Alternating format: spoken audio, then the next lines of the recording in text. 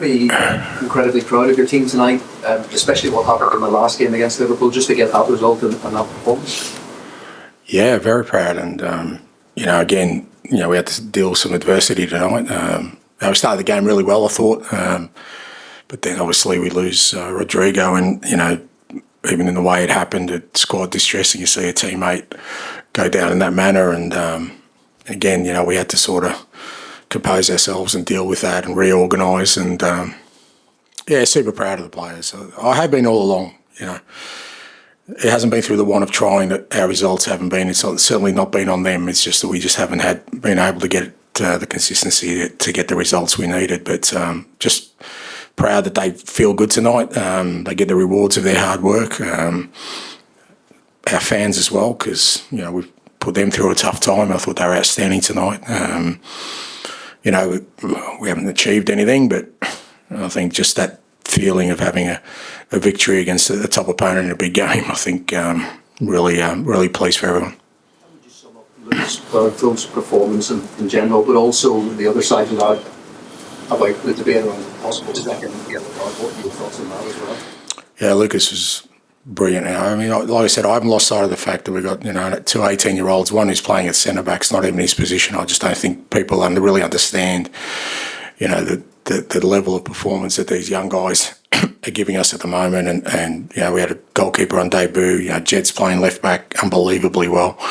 But yeah, Lucas is just growing all the time. He's just got that ability as a footballer to create space for himself. He's got the quality, but he works awfully hard for the team as well. And like I said, we've been dealing with some adversity for sure, but we've had some growth in that. I've got no doubt about that. That's been masked by poor results and poor form for sure, but I've got no doubt that when we get our players back, we've got the foundation of a really sort of, strong core group of players we can really grow with. Yeah, I don't want to speculate, Tom, because I don't really know either. All I know is he was conscious when he came off. Obviously, it was some sort of head injury, but he was conscious when he was coming off the field, and he's been taken to hospital for observation, but I'm not really clear on sort of how it happened. Again, mate, I don't, it's not my area, unless I'll get the doctor out here, but I'm not going to speculate because it's just not fair on people around him. But it was a head injury, and there was concern from players out there, so obviously there was something going on. You gave Goldberg through straight in, and he had a great performance. What did you make of the Bentancur? Yeah, brilliant. Yeah, no, fantastic. I got the sense when I spoke to him before we signed him that he had a bit about him in terms of, real sort of assuredness, but probably belied his years. And, we did. I threw him a mammoth task today to play against the best team arguably in the world at the moment, in a big game, in a semi-final, and he just handled it awfully well. And I think credit to Johan and his team. They were really big on him as a footballer that's going to fit our style. They worked really hard to make it happen now, and you can see why he's an outstanding footballer. And it was a lovely moment for Lucas, but maybe just seconds earlier he could have been sent off. I wouldn't put him in that instant just because Arne spoke about it as well. Yeah, look, I spoke about it after the game last time. I think that my comments were misinterpreted. I didn't criticise the referee or the decision. I didn't think the decision was right about the handball, but I said that it's very hard at the moment. It's very confusing to understand certain elements of the game. Now, we've been told consistently the last few weeks, because I've been, screaming at it from the sidelines, because a lot of teams have got away with a lot of fouls with us without bookings because the referee plays advantage. And we've been told consistently, if we play advantage, as long as it's not a cynical foul, then the player does not get cautioned.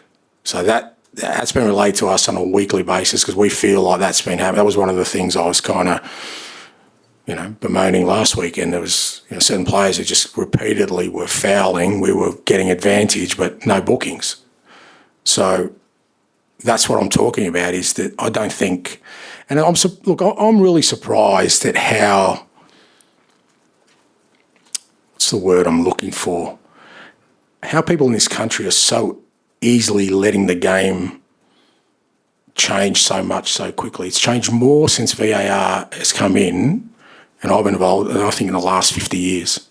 We never used to debate offsides. We never used to debate handballs. We never used to debate holding in the box. We never used to debate so many things. And it seems like, I mean, did everyone really love the announcement today? Did that give you a real buzz about, you know, I mean, seriously. But now and again, look, I understand, my understanding of it is this is what the people want. That's what I keep getting told. I understand that. And I understand that, you know, we're not going to, VAR is going to be there. Technology is going to be a part of life. But it's like my wife and our kids, yeah? We know technology, but she limits screen time. Why? You know, slow things down. I think we just got to be a bit careful about constantly, why do we want to change the game so much? And I know I'm going to be the old bloke in the stands who keeps shouting boo every time VAR, and I'll be the only one. But I just thought people would be a little bit more protective about the sanctity of the game. That's what I was talking about. Like, I wasn't criticising referees. I've never criticised, like I said, I didn't think the decision was right, but it's just the way the game, I think there's a lot of confusion at the moment. That's my belief, that the game is changing on the basis of technology. And I'm saying, why isn't anyone like speaking up about it? Especially in this country who, you know, for all intents and purposes, you guys think you're the custodians of the game. You've got a song that says it's coming home. This is your game. And yet it takes an Aussie from the other side of the world to be the one that's most conservative about changes. At the minute, are those decisions like a lottery because it feels like on one day. So my comments are fair and even playing ground. That's what they were about. So today it advantaged us. Yeah. I wasn't saying that there was a vendetta against me or Tottenham when I spoke last week. That's not what my comments were about. It's just that, you know, and like I said, and I could be on a lone crusade here, but I'm happy to do that. I'm happy to just be the lone voice of saying, just leave the game alone for a bit. Like, you know, even extra time now, you know, minutes added on there, minutes. We never used to talk about these things before. And yet now everything is changing. So that was my comment. So today I can see why Arnie's would be very disappointed. If that was me, I'd be disappointed as well. But apparently they're the rules. So, yeah. Sorry, but just quickly, I was going to say that you look to be a lot more emotional on the sideline during this period. But I don't know if I'm misreading that or that's not how you feel or...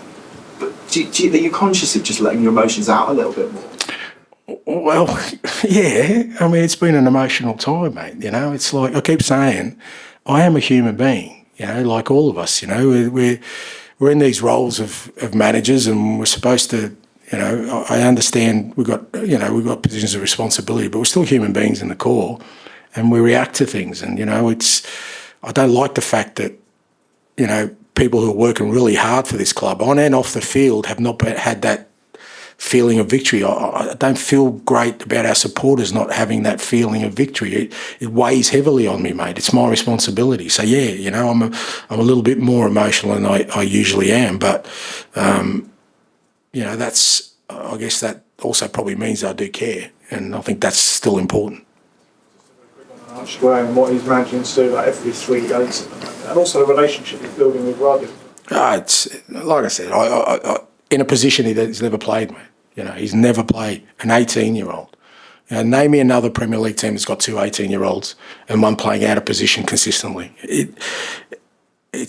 I'm so happy they're at our football club, and as I keep saying, you know, in 2 or 3 years' time, I just pray to God I'm the beneficiary of their talent, mate, because if somebody else is getting it, I won't be happy. James, last one, please. Was there any change in your sort of overall approach from the Liverpool game here in the league? It felt a bit more pragmatic. No, you can put it that way. I mean, people said, you know, my midfield setup was, you know, a little bit more conservative today. That's because I only had 3 midfielders to choose. You know, the others weren't available. So we certainly went about it the same way. Look, Liverpool don't allow you to dominate the game the way other teams do. And like I said, you know, Ali said, you know, our players every 3 days are playing a game of football, mate, without rest. And you saw Liverpool at the end, they put on some significant talent, some really good footballers, some top footballers. I couldn't do the same. And yet the guys who are out there are consistently doing it. So, maybe we're not as dominant as we wanted to be, but there's good reason, not through the lack of trying or, different intent in terms of how we went about it. Okay, thank you. Thank you.